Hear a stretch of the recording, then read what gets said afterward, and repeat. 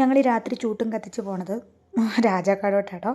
രാജാക്കാട് നമ്മൾ ഒരു റെസ്റ്റോറൻറ്റിൽ കുറച്ച് ഫുഡ് പറഞ്ഞിട്ടുണ്ടായിരുന്നു, അത് മേടിക്കാനായിട്ട് പോകണം കേട്ടോ.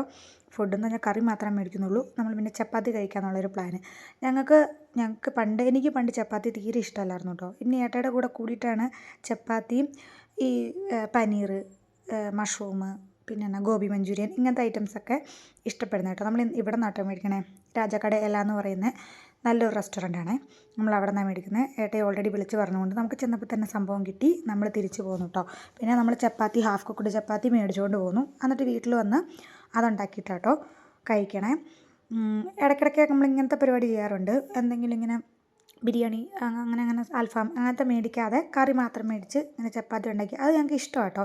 കൂടുതലും ഈ പനീറൊക്കെ ഞങ്ങൾ വീട്ടിൽ തന്നെ ഉണ്ടാക്കും കേട്ടോ. ബട്ടർ മസാല എന്ന് പറഞ്ഞാൽ എൻ്റേതായ രീതിക്കൊരു ബട്ടർ മസാലയും ഗോബി മഞ്ചൂരിയനും പിന്നെ മഷ്റൂം എൻ്റേതായ രീതിക്കുള്ള മഷ്റൂം എന്താണോ റോസ്റ്റോ എന്താണോ എന്തോ ഉണ്ടാക്കും. എന്തായാലും ഞങ്ങൾക്കൊക്കെ ഇഷ്ടമാണ് ഉണ്ടാക്കിയാൽ അങ്ങനെ ഉണ്ടാക്കും കേട്ടോ. അപ്പോൾ ഇത് പനീർ കറിയാണ്, പനീർ ബട്ടർ മസാല, പിന്നെ ഒരു ഗോബി മഞ്ചൂരിയൻ കേട്ടോ മേടിച്ചത്. അപ്പോൾ അതും ചപ്പാത്തിയും കൂടെ കൂടി കഴിക്കാമെന്ന് വിചാരിച്ചു. എനിക്കും ഏട്ടയ്ക്ക് ഭയങ്കര ഇഷ്ടമാണ് കേട്ടോ പനീറും ചപ്പാത്തിയും. ഗോബി മഞ്ചൂരിയനും ഇഷ്ടമാണ്. ഗോബി മഞ്ചൂരിയനേക്കാളും ഭയങ്കര ഇഷ്ടമുള്ളൊരു സാധനം. ഇച്ചൂട്ടനും ഇഷ്ടമാണ് കേട്ടോ. കാരണം ഞാൻ ഒത്തിരി നാളായിട്ട് ഈ പനീർ വീട്ടിൽ തന്നെ ഉണ്ടാക്കും. പാൽ മേടിച്ച് പിരിച്ച് അങ്ങനെ പനീർ ഉണ്ടാക്കിയിട്ടാണ് നമ്മൾ ഉണ്ടാക്കുന്നത്. ഇല്ലെങ്കിൽ പനീറിന് റേറ്റ് കൂടുതലാണ്, അതുപോലെ തന്നെ അത് അത്ര നല്ലതുമല്ലല്ലോ. അങ്ങനെ ഞങ്ങളൊക്കെ എല്ലാവരുടെ ഫുഡൊക്കെ കഴിച്ചു കേട്ടോ.